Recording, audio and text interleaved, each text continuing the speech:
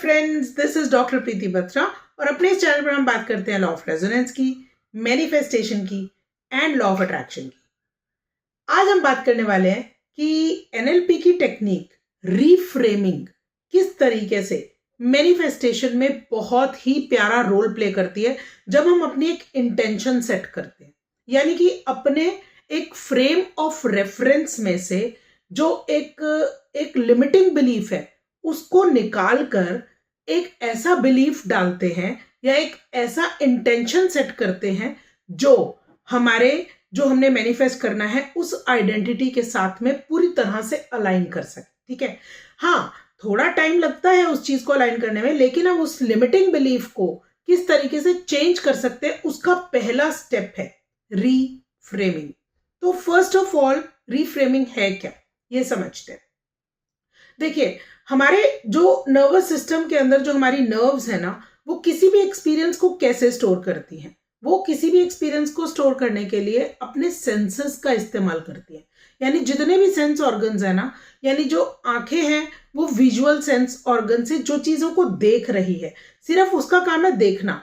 दूसरा जो आपका कान है उनका काम है सुनना, जो आपकी नाक है उसका काम है सूंघना, और जब आप अपनी जुबान को यूज करते हैं बोलने के लिए भी, टेस्ट करने के लिए भी, स्किन का काम है टच करना। ठीक है, अब एक एग्जाम्पल लेते हैं। से फॉर एग्जाम्पल, अगर आप इन सब के डॉक्टर्स के पास जाएंगे तो वो सभी जो है ना वो सिर्फ अपनी अपनी सेंस का इलाज करेंगे, राइट। यानी कि अगर आप एक आंखों के डॉक्टर के पास जाएंगे तो वो आपके कानों के लिए या फिर थ्रोट के लिए आपका इलाज नहीं करेगा, राइट। सिमिलरली जब ये सेंस ऑर्गन्स हैं, क्या ये अपने अपने सेंस के एक्सपीरियंस को ऐसे ही स्टोर करती हैं कि हमने तो सिर्फ देखा है तो हम सिर्फ देखेंगे, ऐसा करके स्टोर करती हैं? नहीं, ऐसा तो नहीं होता। स्टोर तो हम एक एक्सपीरियंस को करते हैं, लेकिन हमारी सारी सेंसेस यूज होकर एक एक्सपीरियंस बनाती हैं, राइट। ये जो एक्सपीरियंस हम इस चीज को जब हम महसूस करते हैं या हम अपनी बॉडी में स्टोर करते हैं, ये एक्सपीरियंस हमारा एक फ्रेम ऑफ रेफरेंस बनाता है।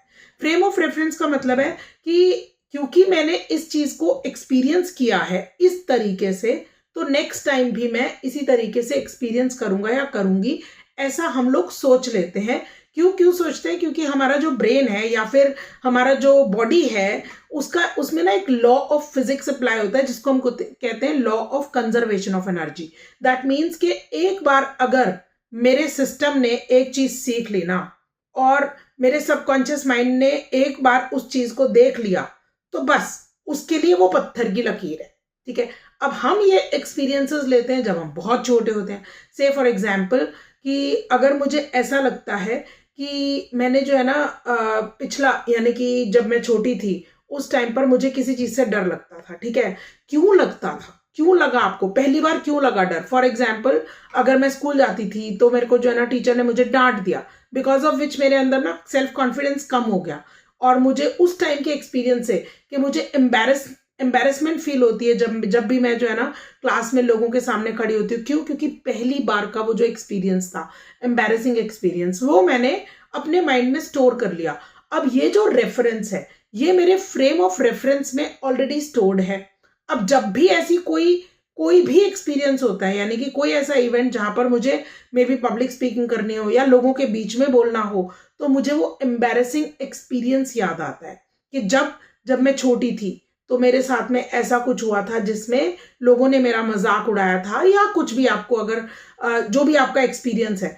अब आप अपने इस फ्रेम ऑफ रेफरेंस को लेकर हमेशा ही इस लिमिटिंग बिलीफ के साथ जीना शुरू कर देते हैं कि I M shy, I am not confident. ठीक है, तो यहां पर अब इस थॉट की, इस लिमिटिंग बिलीफ की रीफ्रेमिंग कैसे करनी है। अब अगर मैं आपको ये बोलूं कि आपको जो है ना एक कार में बैठना है और वो कार जो है ना एक 7 साल का बच्चा चला रहा है, तो आपको कैसा लगेगा? क्या आप बैठेंगे उस कार में? नहीं बैठेंगे ना। अब आपको लगेगा कि अरे 7 साल का बच्चा कार चला रहा है, मैं कार में कैसे बैठूं, मेरा तो एक्सीडेंट हो सकता है। माय डियर फ्रेंड्स, हमारा जो माइंड है वो उस टाइम जब उसने वो सारे के सारे रेफरेंसेस क्रिएट किए थे ना, तब 7 साल का बच्चा था।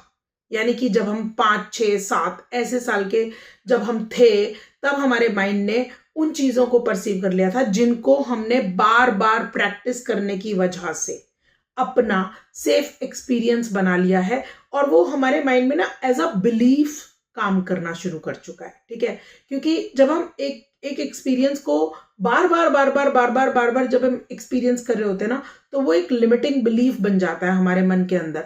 तो अगर हम इस चीज को आज रिफ्रेम करें कि जैसे मेरे को अगर किसी चीज से डर लगता है, या आई एम शाय या आई एम कॉन्फिडेंट, तो आई एम नॉट कॉन्फिडेंट, अगर हम ऐसा परसीव करते हैं अपने लिमिटिंग बिलीफ को, अगर हम आज इसको चेंज करके ये बोलें कि I am learning to become more confident, तो मेरा फ्रेम ऑफ रेफरेंस इस टाइम पर बार बार अभी भी वही लेके जाएगा उस एक्सपीरियंस पे, लेकिन मेरा सबकॉन्शियस माइंड मेरा साथ देने लगेगा अगर मैं इस नए थॉट की जो है ना प्रोसेसिंग या फिर इसकी प्रैक्टिस करना शुरू कर दूंगी।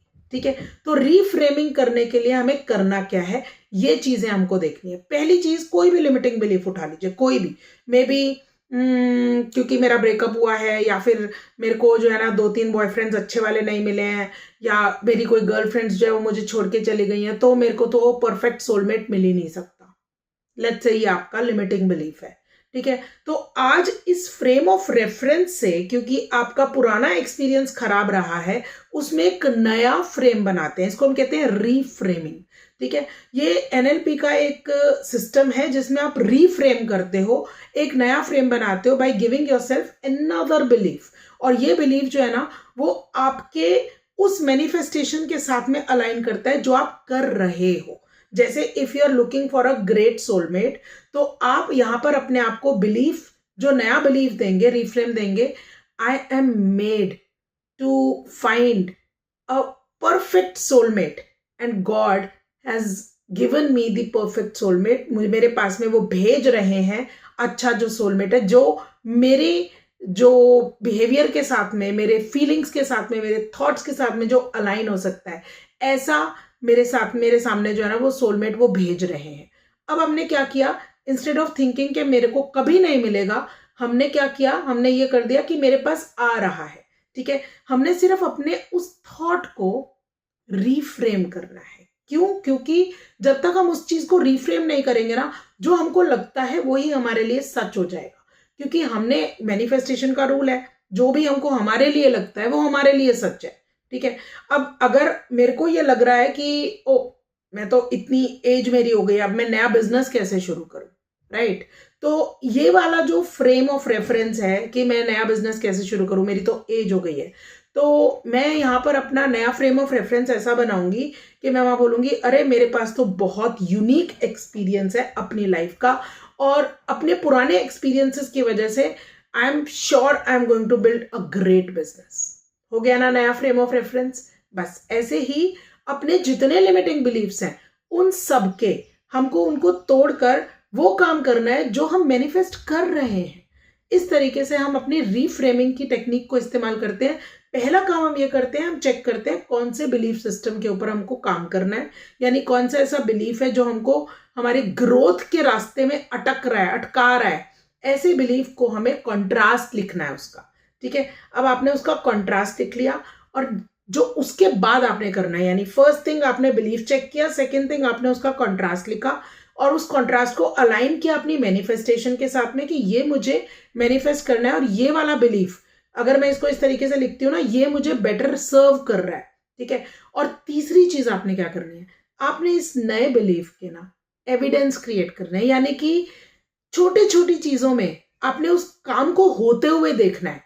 ओह, मैंने ये वाली नई चीज सोची थी ना कि मेरे पास में जो है ना आई एम नॉट कॉन्फिडेंट, ये वाला था पहले फ्रेम मेरा, अब मैंने सोचा है कि आई एम बिकमिंग कॉन्फिडेंट। ठीक है, तो अब धीरे धीरे कोई भी एक छोटा सा भी इंस्टेंस होगा ना जहां पर आप कॉन्फिडेंस से काम कर रहे हैं, वहां अपने आप को बिल्कुल शाबाशी देते हुए बोलना है, शाबाश शाबाश, देखा मैंने ये नया वाला फ्रेम बनाया ना, इसीलिए ये काम कर रहा है। जैसे ही आप अपने आप के लिए अपने नए फ्रेम का एविडेंस क्रिएट करना शुरू करेंगे, लाइफ आपको और बेटर एविडेंसेस देती जाएगी। अगर आप चाहें इसको प्रैक्टिस कर सकते हैं, क्योंकि ये चीज आपको प्रैक्टिस करने से ही पता चलेगी। जब आप अपनी छोटी छोटी मैनिफेस्टेशन को प्रूव होते हुए देखेंगे, छोटी छोटी चीजें अपने नए फ्रेम के हिसाब से होते हुए देखेंगे। ठीक है, तो ये काम जरूर करना है आपने। पहला रीफ्रेमिंग, दूसरा कंट्रास्ट उसका जो है वो बिलीव करना, और तीसरा प्रैक्टिस करना अपने इस बिलीफ की। अगर आपको मेरे वीडियोस अच्छे लगते हैं तो प्लीज़ लाइक कीजिए, सब्सक्राइब कीजिए और कमेंट ज़रूर कीजिएगा, क्योंकि जब आप कमेंट करते हैं तो मुझे समझ में आता है कि नेक्स्ट वीडियो किस चीज़ पर बनना है। Thank you so much for watching.